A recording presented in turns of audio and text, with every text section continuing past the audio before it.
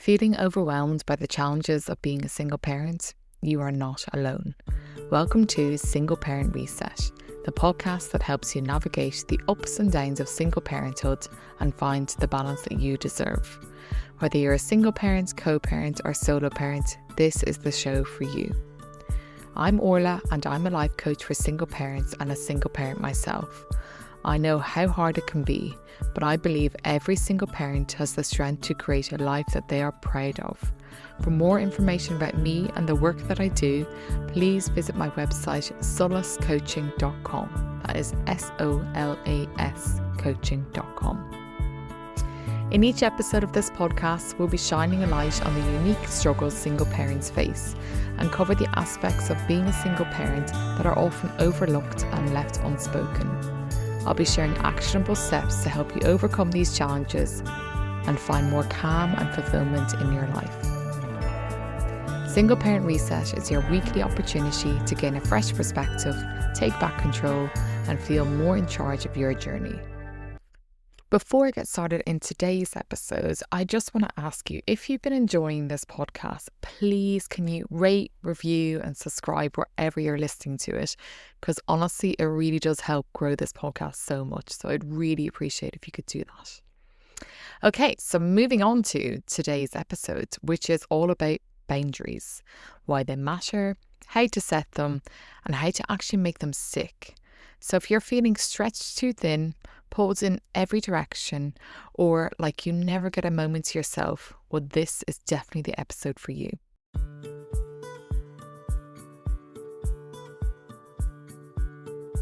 The word boundaries can sometimes sound like something big or dramatic, but really, boundaries are just the lines we draw to protect our time, our energy, and our peace.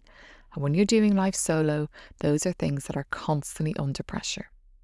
As a single parent, you're often the default for everything. The shopping, the school drop-offs and pickups, work, the emotional loads, the logistics, all of it. And when you're carrying so much, it's incredibly easy to slip into the habit of saying yes to things you don't actually have the capacity for, whether that's at work or in your own social circle, with your co-parent, or even just in your own head. You might find yourself replying to messages late into the night because you feel bad for setting limits, or you're always the one stepping up even though you're exhausted because you don't want to let anyone down. Or maybe you've promised yourself a quiet evening to recharge, but the guilt creeps in and you end up running around with your kids until bedtime, leaving nothing left for you. And if we're going to be really honest here, boundaries can be hard to set, especially if you've never been really shown how to do it in a way that feels kind but clear. You might worry about seeming rude, selfish or ungrateful. You might even feel like setting boundaries will push people away or make things harder. But here's what I want to explore in this episode. Boundaries are not about pushing people away. They are about protecting your energy so that you can show up in a way that feels good for you. So today, we're going to unpack what boundaries really are, how to spot where they're needed, and how to set them with others and yourself, and how to hold them even when it's uncomfortable. Because boundaries aren't about being difficult, they are a basic part of your well-being, which when you're a single parent is the number one thing you should be looking after so that you can step up to the plate and be the best version of you that you want to be.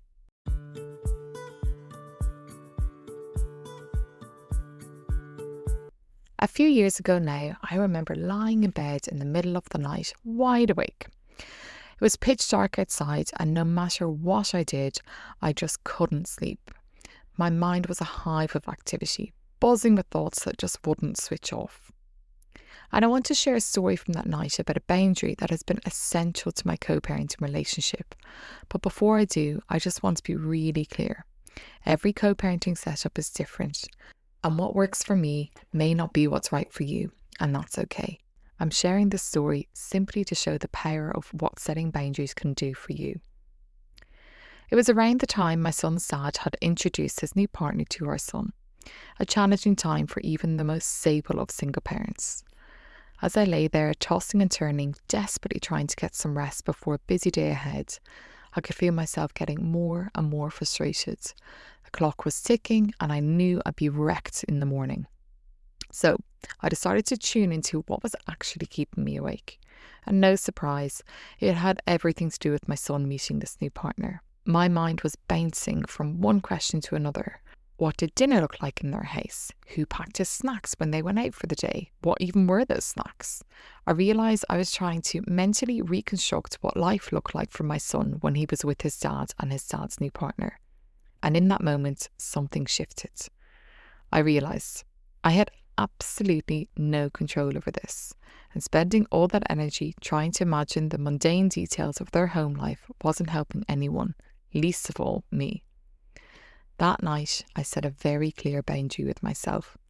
I decided that I no longer was going to let myself get caught up in the day-to-day details of what was going on in my son's other household. Because I trust his dad. I trust that he's a good co-parent, and that means I don't need to waste my time and energy spinning through the insignificant details that don't actually matter. Instead, I've learned to conserve my energy for the bigger conversations, the ones that really do matter when it comes to co-parenting. And here's what happened for me. Because I'd actually set that boundary with myself, I was also able to set it with others. When my friends and family started speculating about what was going on in the other house, or how they even divided up their chores, I learned to shut the conversation down, gently but firmly. I'd say, that's not a conversation I want to be part of. You can talk about it if you want to, but not when I'm here. Now, I know some people might disagree with my stance here, and that's okay. But for me, this boundary has brought me peace. It has saved me countless hours of overthinking and spiraling and just frustration. And that's what we're going to explore in today's episode. What boundaries might support you right now? How can you identify them, set them, and hold them, so that you feel more in control of your time, your energy, and your emotional space?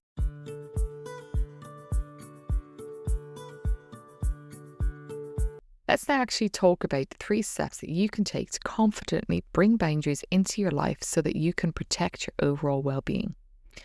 The first of the 3 steps is spotting where you might actually need boundaries.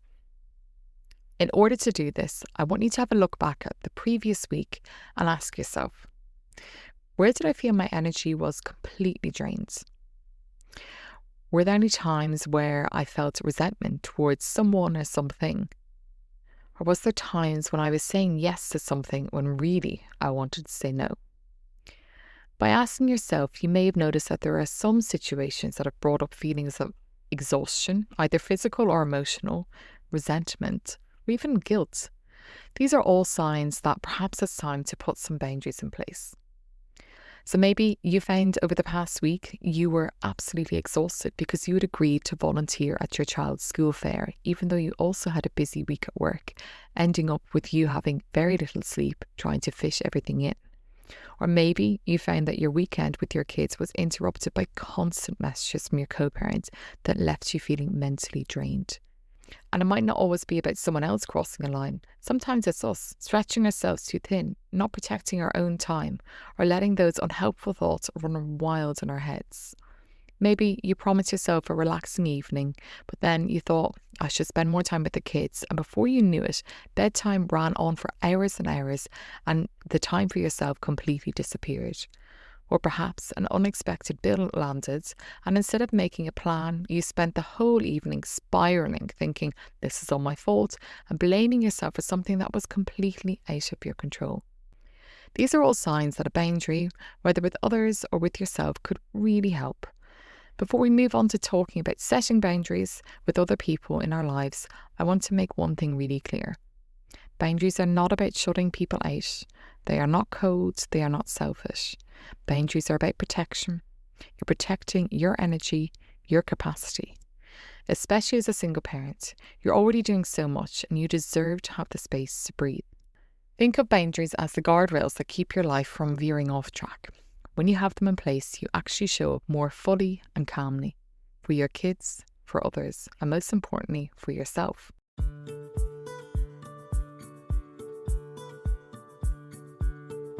So now that we've been through step 1, identifying where you may need these boundaries in your life, now let's move on to step 2, which is looking at how to actually set these boundaries so that you can feel more in control of your time and energy. So, firstly, before you even say the words to the others of what the boundary is or start taking action, you need to get really clear with yourself. Why is this boundary important? What is it protecting? It could be your quiet time in the evening, or maybe it's the kind of parent you want to be in the morning when you're not running on empty. Write it down if you need to, because that why is going to be your anchor when it feels hard to hold the boundary. Now we have that anchor in place, so the real reason behind why you're setting this boundary, we can now move on to, well, what does actually setting boundaries look like? And this will vary from person to person because everyone's pain points are different. It could be maybe your evenings are constantly interrupted by messages from work. Or maybe you're the one everyone turns to for help or emotional support, even when you're completely drained. And setting boundaries in those situations can sound really simple, but I know how hard it can be in practice, especially if you're used to saying yes all the time or can't stand the idea of any confrontation or seeming difficult in any way. And that's where a simple framework can help. And this framework I call the boundary scripts. It's a kind and clear way to express what you need without over-explaining or apologising. So here's the structure. You start off with, I've noticed that, and this is where you state the issue. Then you move on to I need, and this is where you share what you need. And then it's from now on I will, and this is where you are setting the boundary. And then if you want to, you can add an optional instead we can, which is you're offering an alternative. So it's I've noticed that, where you're stating the issue at hand. I need, where you're sharing your needs. And from now on I will, and this is where you're setting the boundary. So, for example, how this would sound in practice. I've noticed that I've been replying to work messages late in the evening. I need some time to properly wind down and be present with my child. From now on, I'll only be responding to messages during working hours.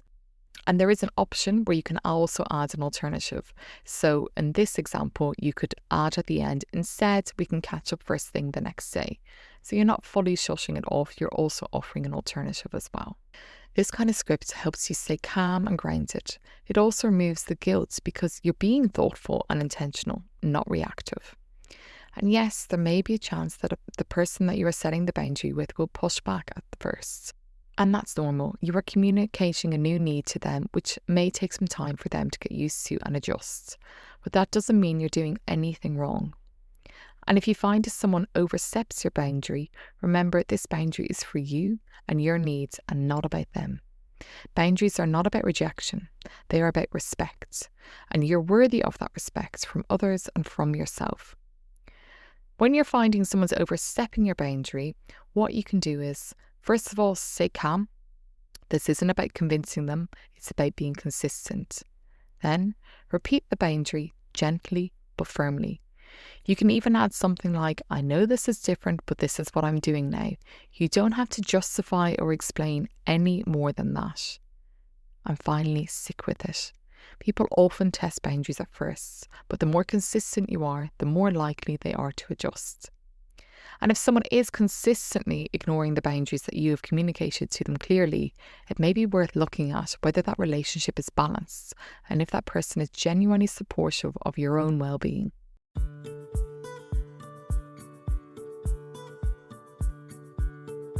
So it's one thing setting boundaries with others. It's just as important to set boundaries with yourself. And honestly, this can be a hard part, and it can be even harder than setting boundaries with others. Because when it's just you, no one's there to check in or hold you to it. It becomes very easy to let your own boundaries slip, especially when you're tired, feeling guilty, or telling yourself you'll catch up later. But boundaries with yourself matter just as much as any that you set with someone else. They're what protect your energy, your peace, and your capacity to keep on going. So what do they actually look like? Well, it might be deciding that you're going to put your phone away at 8 p.m. instead of scrolling endlessly and getting to bed way too late. It could be challenging that voice in your head that keeps saying you should be doing more. It could be sticking to your plan of having an early night, even on the nights when the house isn't perfectly tidy. Or maybe it's as simple as booking a 10-minute walk for yourself, going for a coffee alone or a long bath, and treating that time like it's just as important as anything on your to-do list. These are small, everyday choices, but I'm telling you, they add up. And the real power in boundaries with yourself is this. When you respect your own limits, it sets the tone for how others treat you too. You're telling yourself and the world around you that your needs matter, that your time matters, and that you're not going to abandon yourself to keep everyone else comfortable. This isn't about being rigid or selfish. This is about creating a life that supports you rather than constantly drains you.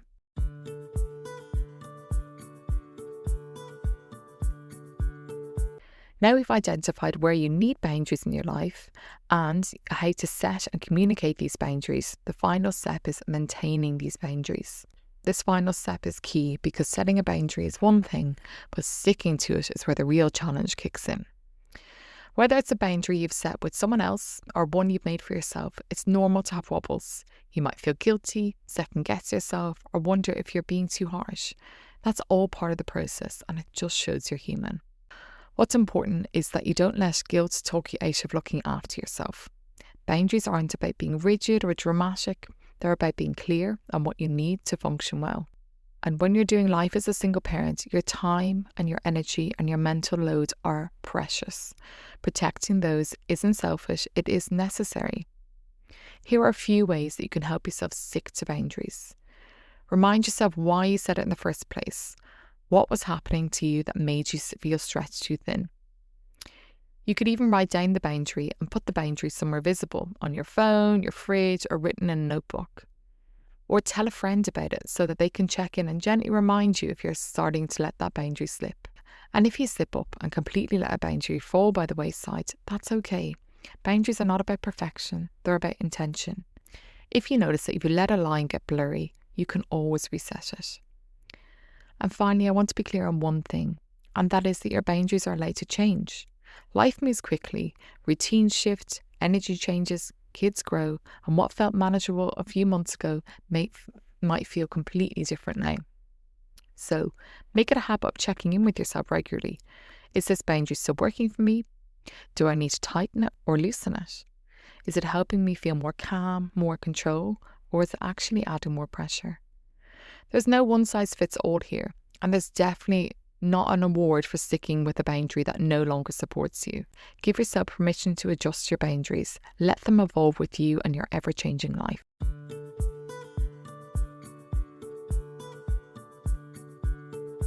There you have it, 3 steps to making boundaries work for you. Step 1 is identifying where you actually need the boundaries. Step 2 is setting the boundary with clarity and confidence. And step 3, owning and maintaining your boundaries. So as we come to the end of today's episode, I just want to leave this with you. Boundaries aren't about shutting people out or being difficult. They're about protecting parts of you that are already doing so much. This is about giving yourself permission to honour what you need and to feel safe doing that. You are allowed to say no, you are allowed to change your mind, and you are allowed to take up space. And you don't have to explain or apologise for any of it. I'd love for you to take a moment this week to notice where your energy is going. Where are you feeling stretched too thin? Is there a moment in your day where a small boundary might give you a bit more breathing space? It doesn't have to be a big change, just start with one. And if you feel like sharing it, come and let me know on Instagram. I'd love to hear what you're noticing and how this episode has landed with you. Thank you so much for listening to this week's episode of Single Parent Reset. You have taken 15 minutes out of your day to do something for you, and that alone is a step in the right direction towards living a life you deserve. In next week's episode, we're going to be talking all about values and how it's important to know what your values are and how to start living your life in alignment with your own values. If you're interested in working with me one-to-one, please go to my website, solacecoaching.com, for further details. And don't forget to follow my Instagram page @solacecoaching for more insightful content on living a life to be proud of as a single parent. As always, if you find this episode useful, please share with your friends and family. Remember, many single parents may seem like they have it all together, but this could be exactly what they need to help them move forward today.